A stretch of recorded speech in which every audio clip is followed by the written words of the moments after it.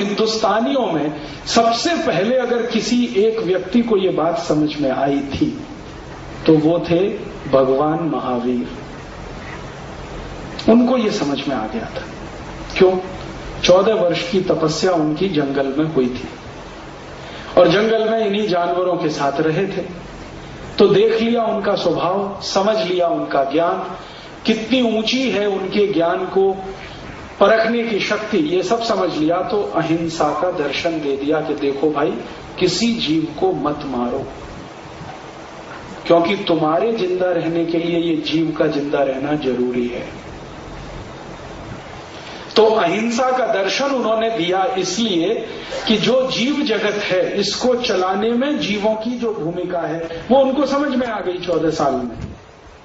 वो आज तक हमको समझ में नहीं आई, और उनके समझ में आई तो उन्होंने अहिंसा का सिद्धांत दिया और जियो और जीने दो, ये बात को पूरी ताकत से कहा। अहिंसा का सिद्धांत महावीर स्वामी ने इसलिए नहीं दिया कि हम कमजोर हैं या दूसरे ताकतवर हैं, या दूसरे कमजोर हैं हम ताकतवर हैं। इसका कमजोर और ताकतवर से कुछ लेना देना नहीं है। इसका संबंध है पृथ्वी जगत को चलाने में, ब्रह्मांड को चलाने में हर छोटे जीव की बड़ी भूमिका है, इसलिए उसको जिंदा रखो ताकि तुम जिंदा रहो।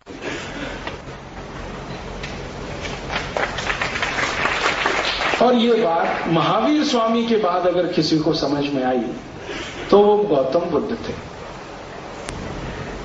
तो परिणाम क्या हो रहा है? बड़े पैमाने पर जानवरों का कत्ल हो रहा है, गाय का, भैंस का, बकरी का, बकरे का, कुत्तों का। गाय का आंकड़ा मैंने बताया 2.5 करोड़ तो प्रतिवर्ष गाय का कत्ल होता है। भैंस का 1.25 करोड़ प्रतिवर्ष कत्ल होता है। डूकर सुअरों का 2.5 से 3 करोड़ का कत्ल प्रतिवर्ष का है।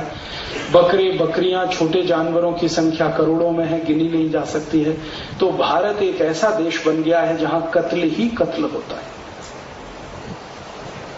और दुख मुझे इसी बात का है कि इसी भारत देश में महावीर स्वामी हुए, इसी भारत देश में महात्मा बुद्ध हुए, इसी भारत में गांधी हुए, इसी भारत में राम हुए, कृष्ण हुए।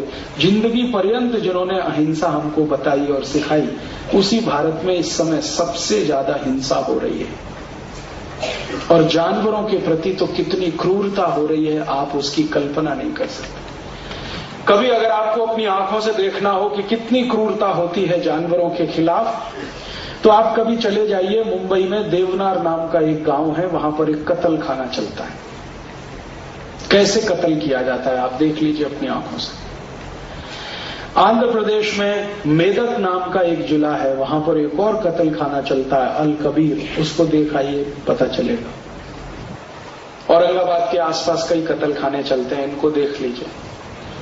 आप में से बहुत सारे भाई बहन होंगे जो जैन परिवार के हैं, तो जैन आचार्यों से मैंने बार बार ये सुना है कि सुबह थूकना नहीं चाहिए, पाप पड़ता है।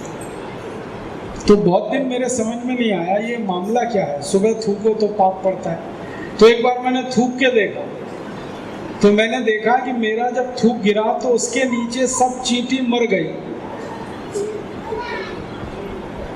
तब मैंने बासी थूक मेरा एक दिन टेस्ट किया तो पता चला वो हाईली एल्केलाइन है, बहुत ज़्यादा क्षार है उसमें सुबह के थूक में।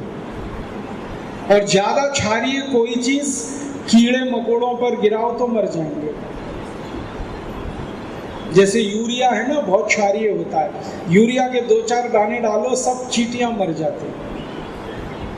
थूक भी बहुत जहर है अगर क्षार उसमें ज़्यादा है तो, और सुबह क्षार ज्यादा है, इसलिए सुबह थूकना नहीं, उसको पीना। तो इसको हमने धर्म से जोड़ा कि सुबह थूको तो पाप पड़ता है, हिंसा होती है। वास्तव में वो शरीर के लिए आवश्यक है सुबह का थूक। सवेरे सोकर उठो तो सबसे पहले पानी पियो, उठते ही मुंह नहीं धोना, कुल्ला नहीं करना, ब्रश नहीं करना, पानी पीना, बासी मुंह पानी पीना। क्यों? रात भर की जो लार मुंह में आई ये बहुत कीमती है, पानी पीते ही अंदर जाएगी। और सवेरे पेट में सबसे ज्यादा अम्ल बनता है, तो सुबह पानी पियोगे तो सारी लार अम्ल को जाके शांत करेगी, जिंदगी भर निरोगी रहेंगे। कभी भी पीना हो तो घूट घूट भर के पीना, सिप सिप करके पानी पीना। एक घूट पानी पिया, थोड़ी देर रखा, फिर एक घूट पिया, फिर रखा, फिर एक, ऐसे पानी पिया। लगातार गटागट पानी नहीं पीना। क्यों?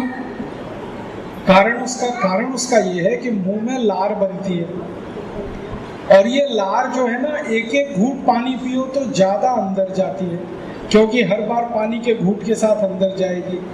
लार जो है ना क्षारीय होती है, अंग्रेजी में केमिस्ट्री में कहते हैं एल्केलाइन, और पेट में हमेशा अम्ल बनता है, एसिड और क्षार, अम्ल और क्षार एक दूसरे के दुश्मन है। अम्ल में क्षार मिले या क्षार में अम्ल मिले, दोनों न्यूट्रल हो जाते हैं। तो मुंह की लार पानी के साथ मिलकर पेट के अम्ल में मिले तो पेट के अम्ल को शांत कर देती है, और जिनके पेट का अम्ल शांत रहता है उनकी जिंदगी में रोग आ ही नहीं सकता।